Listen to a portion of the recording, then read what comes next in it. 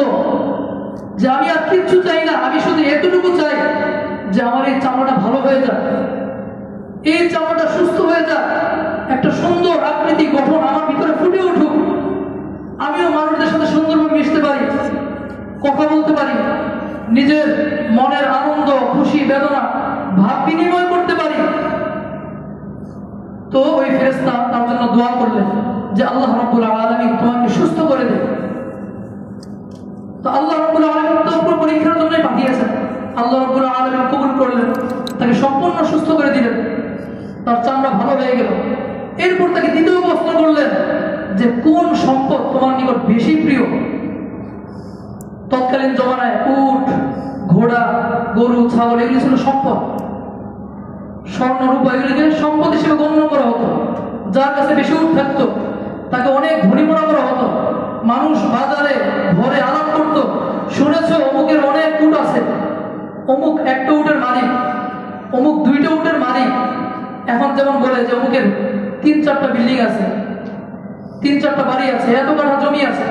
তখন এগুলি নিয়ে গর্ব করত যে অমুকের এতগুলো উট আছে, এতগুলো ঘোড়া আছে, এতগুলো বকরি আছে, এত সম্পদ আছে, তার এত স্বর্ণরূপা তার কাছে আছে। তো তখন সে সবচেয়ে মূল্যবান সম্পদটা চাইল উট। মরুভূমি এলাকা, তো বললো আমার সবচেয়ে প্রিয় সম্পদ হলো উট। তখন আল্লাহর ফেরেশতা আল্লাহ রাব্বুল আলামিনের আদেশে তাকে একটি গাভীন উট দিলেন, গর্ভবতী উট দিলেন, দিয়ে তাকে বরকতের দোয়া করে সেখান থেকে বিদায় নিয়ে চলে আসলেন। এরপর দ্বিতীয় ব্যক্তির কাছে আসলো, যে ছিল টেকো, অর্থাৎ মাথাটা ছিল। তাকে জিজ্ঞাসা করলেন, হে আল্লাহর বান্দা, কোন জিনিসটা তোমার সবচেয়ে প্রিয়? বললো আমি আর কিছু চাই না, আমার মাথায় চুল গজিয়ে যাক, সুন্দর একটা চুল হোক আমার মাথায়, আমি যেন অন্যদের মতো প্রকাশ্যে ঘোরাফেরা করতে পারি, লোকালয়ে চলাফেরা করতে পারি, আমার যেন লজ্জায় যেন আর ঘোরার আড়ালে থাকতে না হয়। তো সে ফেরেশতা দোয়া করলো তার জন্য।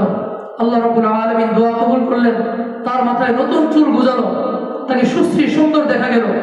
এরপর তাকে দ্বিতীয় প্রশ্ন করলেন যে কোন সম্পদ তোমার নিকট বেশি প্রিয়?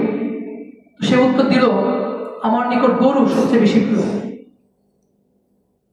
তখন সে আল্লাহর ফেরেশতা তাকে আল্লাহ রাব্বুল আলামিনের আদেশে তাকে একটা গাভী দান করলেন এবং তার জন্য বরকতের দোয়া করে সেখান থেকে বিদায় নিয়ে চলে আসলেন।